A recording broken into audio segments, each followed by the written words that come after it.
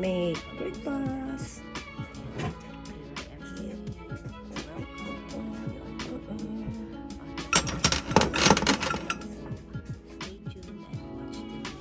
So today is another day, another vlog. So ito guys, nagpiprepare na ako ng breakfast.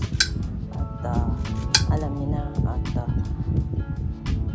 tuwing day off lang ako nakakapag-prepare ng breakfast na masarap. So ayan, samahan niyo akong gumawa ng breakfast. At alam niyo naman na pinaka-favorite meal ko ay breakfast. So, kumakain ako ng marami sa breakfast. So, kahit na hindi ako kumain ng lunch, it's okay. So, ako yata yung taong hindi talaga nag-skip ng breakfast. Kapag ako may work, kasi madaling araw ako umalis dito sa bahay, alas 5, umiinom lang ako ng warm water with ginger or lemon. So, kasi wala na akong prepare ng breakfast. Sa trabaho na lang ako nag-breakfast. Alas 9 ang break time ko. So, sa trabaho na lang ako nag-breakfast. Nag-breakfast na lang ako. So, sa bahay lang ako nakakaganito. Nakakaganito ng ayos na pakakain na maayos kapag ako nag-breakfast. So, yun ang gusto ko sa guys. Kasi sa umaga nagmamadali ako. Kailangan na sinabol ko yung train na makasakay ako ng 5:14. Kailangan na sabihan ko yung train. Kasi kailangan na makarating ko ng work at least 5:30. So yun lang guys. Kaya kakain lang ako ng mahusay kapag andito lang ako sa bahay. Kain tayo. Let's eat guys. Kung may naririnig kayong maingay sa background ko, pasensya na kayo at kasi may ginagawa dito sa kalye. Lagi na lang may ginagawa dito. Kahit maganda pa yung kalye, ewan ko ginagawa nila. Lagi nilang nire-repair or something. Ang gaganda pa naman ng kalye, hindi katulad sa Pilipinas lubak-lubak na, nakatiwangwang pa rin, hindi ginagawa.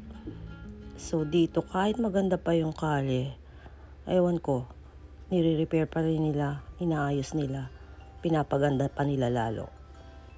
So eto, hugas-hugas na tayo, kailangan na maglinis ng bahay, at bukas may pasok na naman ako. Isang araw lang kasi day off ko, kaya nakakapagod na talaga guys.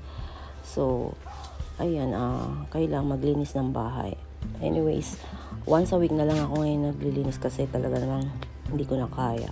At hinihiwalay ko na, hindi ko na pinagsasabay-sabay lahat kasi nga nakakapagod na guys. So ayan, habang nanonood ako ng movie, naglilinis ako. Ayan. So yan lang ang libangan ko, manood ng movie. So ang kaigihan lang sa nag-iisa talaga, kahit anong oras ka gumising, pag wala kang pasok, okay lang. Kahit anong oras ka kumain, okay lang. Kahit anong kainin mo, okay lang. Unlike nung nabubuhay pang husband ko, talagang kailangan mo magluto kahit tinatamad ka. Kailangan mo maglinis kahit tinatamad ka. At talagang kailangan mo dapat gawin lahat kapag ikaw ay may asawa. So, namimiss ko rin lahat yung mga ginagawa ko noong araw na buhay pang asawa ko. Di tulad ngayon na dalawa kasi trabaho ko. Dati, isa lang ang trabaho ko. May nagpo-provide kasi. So, ngayon, kailangan magtrabaho tayo. Talagang trabaho talaga na hindi mo pwedeng sabihin na napapagod ka, ayaw mo na. Kailangan mo talagang kumilos, magtrabaho para lang may pambayad ka ng bills. Although meron naman ako natatanggap na pension ng asawa ko, pero hindi naman enough yun para sa lahat ng mga gastusin mo. At kailangan mo pa rin talaga magtrabaho. So ayan guys, that's a life. Kailangan natin tanggapin. So ayan, movie night.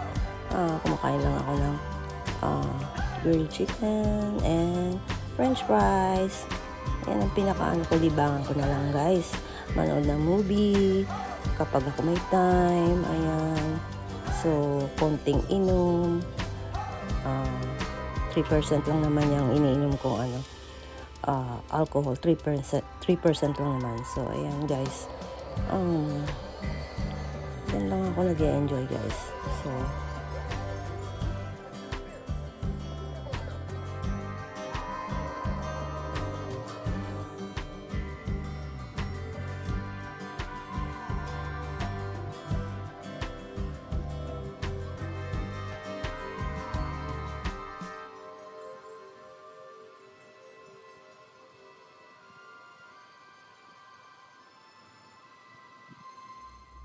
at ayang gumagabi na naman at tara magluto tayo ng dinner. Apritada ang plano kong lutuin ngayon. So ayan na, prepare ako ng ingredients ng apritada para naman na meron akong pan dinner. At yung matitira niyan, iniista ko lagi sa tawag nito, sa freezer, para at least anytime na gusto kong kumain o wala akong makain, meron akong madudukot. At kahit hindi ka na bumili ng pagkain sa labas. So, ganyan na nangyayari. Nagluluto ako ng marami at iniista ko sa freezer.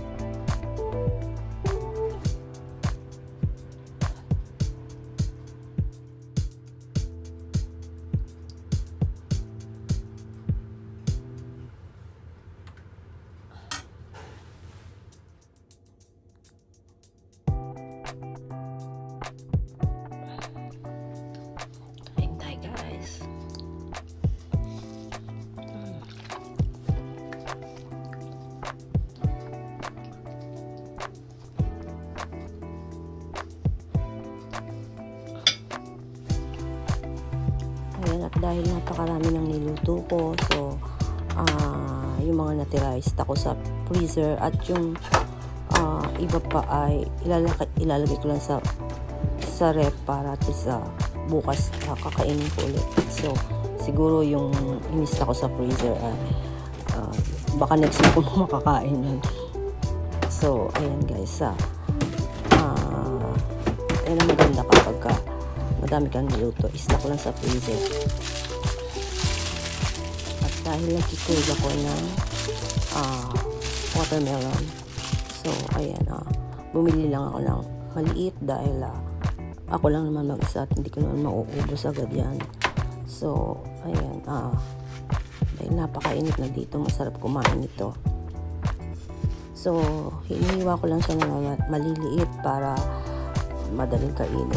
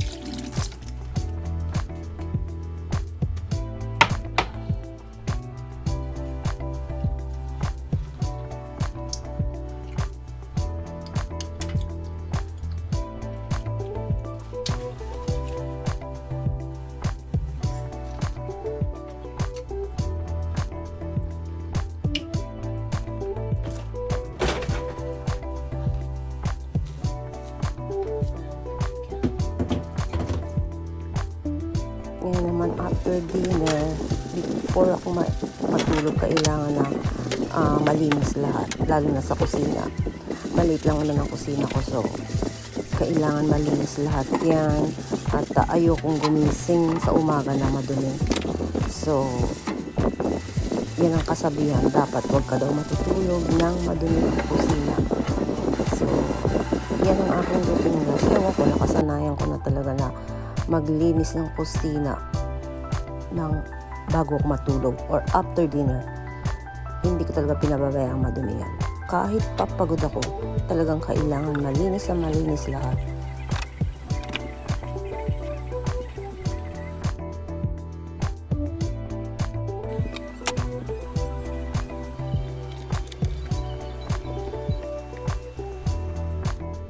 Ayan naman, relax. Manood ng movie.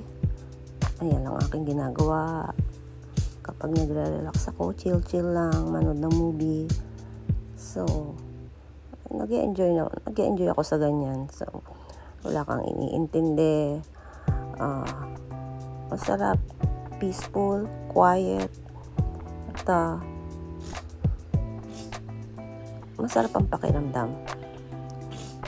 Hanggang sa makatulog ako, pagising ko, ang sarap ng pakiramdam.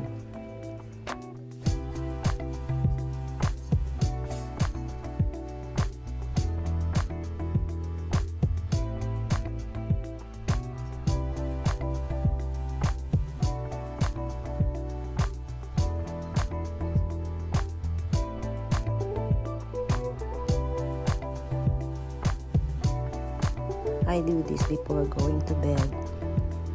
Just 5 minutes before going to bed can reset your body. So, pagkagising mo sa umaga, hindi ka pagod. At masarap ang pakiramdam.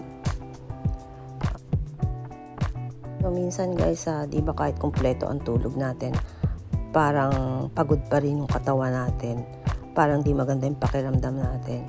Ako, sa totoo lang, 4 na oras lang ang tulog ko kapag doon ako sa main job ko. 4 na oras lang siguro yung tulog ko. At pagkagising ko sa umaga, okay na yung pakiramdam ko. Okay na sa akin. Yung 4 na oras. Ayan, umpisa na naman sa trabaho. Okay, may energy na naman ako. So, yan lang ginagawa ko guys na routine before I go to bed.